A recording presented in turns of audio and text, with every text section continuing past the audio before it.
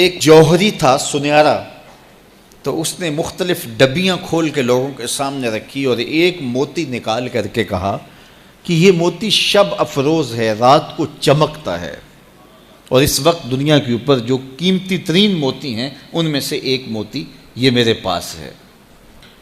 خیر اس نے اپنا سامان سمیٹا تو اس مجلس میں ایک چور بھی بیٹھا ہوا تھا، اس کے دل میں لالچ آ گئی، تو اس نے اس جوہری سے کہا کہ جناب کہاں کے ارادے ہیں؟ تو اس نے کہا کہ میں بمبئی جا رہا ہوں۔ اس نے کہا واہ واہ کیا اچھا ہوا، میں بھی تو بمبئی جا رہا ہوں، تو چلو اکٹھا سفر ہوگا۔ وہ جوہری سمجھ گیا اس کی نیت کے کھوٹ کو کہ یہ میرا ہم سفر تو نہیں ہے، اس کا دل آ گیا ہے اس موتی پہ اور مجھ سے ہر صورت یہ موتی چرانا چاہتا ہے، لیکن وہ بھی بڑا سمجھدار تھا، اس نے کہا آ جائیے کوئی بات نہیں۔ سفر چلتا رہا، رات ہوئی، جب سامان اتارا اور سونے کی تیاری کی تو وہ جو اس نیت سے ساتھ ہم سفر بنا تھا اس نے بھی اپنی قمیض اتار کے لٹکا دی، اور اس جوہری نے یوں کیا کہ نظر بچا کے وہ ڈبیا قیمتی موتی والی نکال کر کے اس کی جیب میں ڈال دے اور خود بے فکر ہو کے سو گیا۔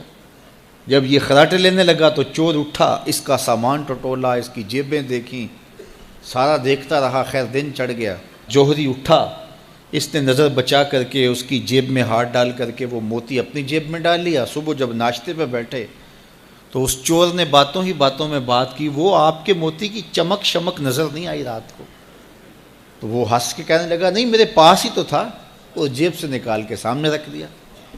دل ہی دل میں بڑا حیرت زدہ ہوا، میں نے تو سارا ٹٹولا، یہ اگر کہیں تھا تو مجھے کیوں نہیں ملا؟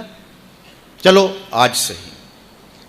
اگلا دن آیا تو پھر اس نے قمیض اتار کے رکھی اور اس نے نظر بچا کے اس کی قمیض میں وہ موتی ڈال دیا اور خود بے فکر ہو کے سو گیا۔ یہ ساری رات اس کے سامان میں، اس کے لباس میں تلاش کرتا رہا اور وہ مزے سے سویا رہا۔ صبح اٹھا اور نظر بچا کے اپنی جیب میں ڈال لیا۔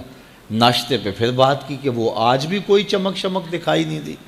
اس نے کہا میرے پاس ہی تھا، جیب میں ہاتھ ڈالا اور سامنے رکھ دیا۔ بڑا حیرت زدہ ہوا، دل ہی دل میں سوچا چلو کل صحیح۔ اس نے پھر ایسے کیا اور یہ ساری رات اس کا سامان ٹٹولتا رہا پوری تفصیل کے ساتھ۔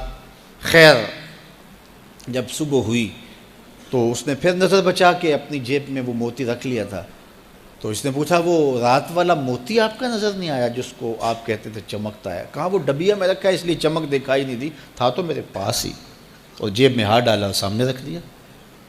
یہ سر پکڑ کے بیٹھ گیا، میں روز اس کی جیب ٹٹولتا ہوں، سامان بھی دیکھتا ہوں، یہ رکھتا کہاں ہے؟ میں نے تو کوئی جگہ نہیں چھوڑی۔ اس نے کہا سچ بتاؤں میں تیرا ہم سفر نہیں تھا، میں چور تھا، میں تم کو بتا رہا ہوں۔ اب آپ میرے بھی استاد نکلے، مجھے اتنا بتاؤ کہ یہ موتی آپ رکھتے کہاں تھے؟ میں ساری رات ٹٹولتا رہا اور 3 دن ہو گئے مجھے، میں نے کوئی گوشہ نہیں چھوڑا، آپ کا سامان کھول کھول کے دیکھا ہے، آپ کا لباس الٹ پلٹ کے دیکھا، لیکن مجھے ملا ہی نہیں، یہ رکھتے کہاں تھے؟ مجھے یہ تو بتاؤ۔ اس نے کہا لوگوں کی جیب میں ٹٹولتے رہے، اپنی جیب میں ہاتھ ہی نہیں ڈالا۔ بلے شاہ اڈ دیاں پھڑنے، جڑا گھر بیٹھا ہے انہوں پڑھیا ہی نہیں۔ وَفِي أَنفُسِكُمْ أَفَلَا تُبْصِرُونَ، کہا تم کہاں اسے ڈھونڈ رہے ہو، ذرا اندر بھی اتر کے دیکھو، اندر اترو گے تو اس کا سراغ مل جائے گا۔ نہ مسجد وچ نہ مندر وچ، لب یار نو اپنے اندر وچ۔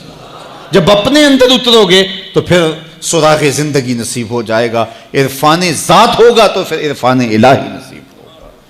لیکن ہم دائیں بائیں ڈھونڈنے نکلے لیکن اپنے اندر اتر کے نہ دیکھا، تو سراغ زندگی ملتا ہی تب ہے جب اس کی چوکھٹ پہ جھکنا بندہ سیکھ جاتا۔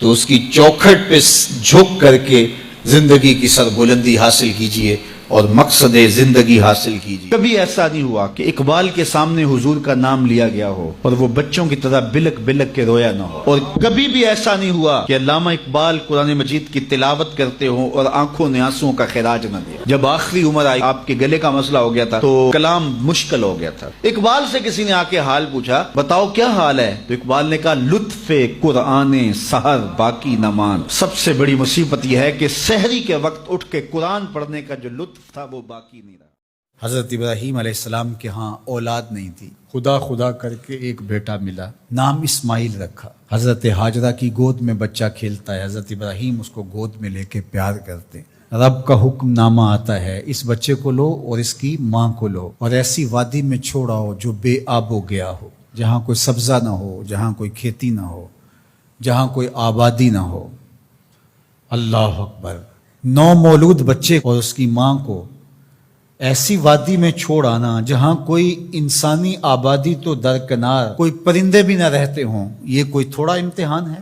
ذرا تصور تو کیجئے، کلیجے کانپ جاتے ہیں۔ لیکن حضرت ابراہیم اس امتحان کے لیے بھی تیار ہوئے، تھوڑا سا سامان لیا، اپنی بیوی کو اور اپنے نومولود بچے کو لے کر کے 3 نفوس پر مشتمل قافلے نے جا کے وہاں پڑاؤ کیا، کچھ وقت گزارا، پھر اللہ کی بارگاہ میں سحر کے وقت اٹھ کے دعا مانگی، ربنا انی اسکنت من ذریتی بواد غیر ذی زرع عند بیتک المحرم۔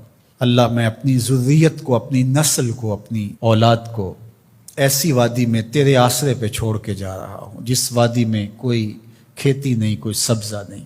دعا مانگی، تھوڑا سا جو توشہ تھا، سامان تھا، سپرد کیا اور واپس پلٹنے لگے۔ حضرت ہاجرہ نے تمسکت بعضیالہ، آگے بڑھ کے دامن پکڑ لیا، کہا اس تنہائی میں، اس بے آب و گیا وادی میں چھوڑ کے ہمیں اس وقت کہاں جا رہے ہیں؟ کیا جواب دیتے؟ خاموش ہو گئے۔ تھوڑی دیر گزری، پھر قدم اٹھایا تو پھر بیوی نے دامن پکڑ لیا اور حضرت ہاجرہ بولی، اس وادی بے آب و گیا میں